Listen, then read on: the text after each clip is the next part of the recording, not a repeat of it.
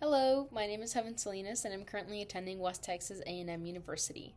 I recently had the pleasure of visiting Texas Women's in person, and there I was able to see how the staff interacted with each other, but also how they interacted with us as prospective students. My program right now is very small, so we're easily able to build those connections.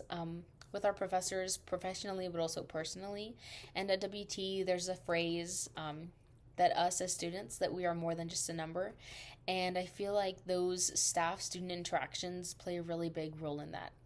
Another reason that I'm interested is because there's going to be a new interdisciplinary building built, but also because there's going to be a new clinic within that building. And because the clinic is going to be newer or bigger, we're going to have more opportunities that we possibly wouldn't have had with the previous clinic because it was maybe smaller. And because it's interdisciplinary, we can work with PT, OT, nursing, whoever else is in that building, and share what we do as SLPs, but they can also share what they do within their fields. And it's also important to work with other professions because in the future, when we go into whatever area we want to work in, we can build those relationships now and already have those connections for where we go work. So it's really important to kind of have that mixture of professions or majors, for future reasons. So some of my background and experience is that when I was younger, my mom would take me to volunteer at this nonprofit called Special Reach, and there I was able to kind of get a better look at the professional side of special education. My mom was a special ed teacher, and my cousin had Down syndrome, my uncle had autism.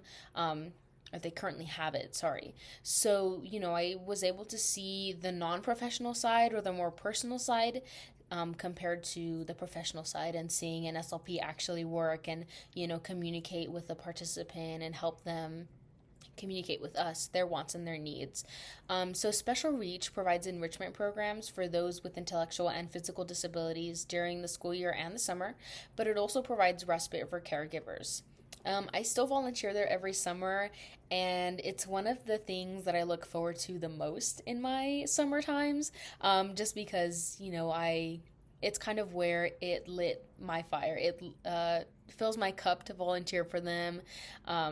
So I am just very grateful for Special Reach and that nonprofit in itself.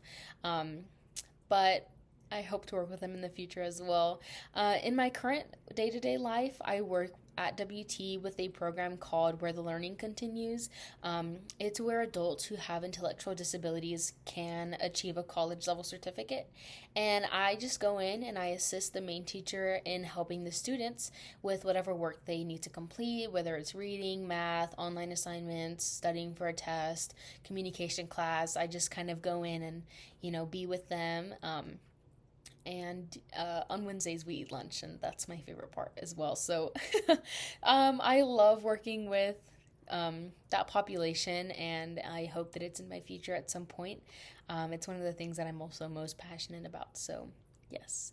A challenging event is when I was a freshman at WT, I had a really difficult time adjusting. I was about 7 hours away from everybody that I knew. It was really scary. I wanted to go home.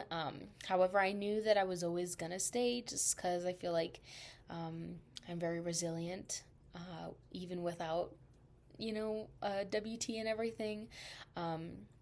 But I knew that if I wanted to be an SLP and be in this field and make a difference, that I would have to stay. And so I had to come up with coping mechanisms and ways to, I guess, deal with everything that I was feeling in my emotions. And that was, stuff like eating dinner with my friends every night, going to lunch after class, joining orgs, going to campus events that I probably wouldn't go to just because I'm so introverted and I'd rather stay home. But, it was for the better, and I've learned that I just can't do things on my own anymore, and that I need to lean on people. And it's okay to lean on people, it's good to lean on others. But yeah, so throughout all of that, I learned how much more resilient I am, and that with perseverance and, determination, of course, that I can do hard things and I can do challenging things. Um, But yeah, so thank you guys for listening to me. I hope that I hear from you soon, and have a good night.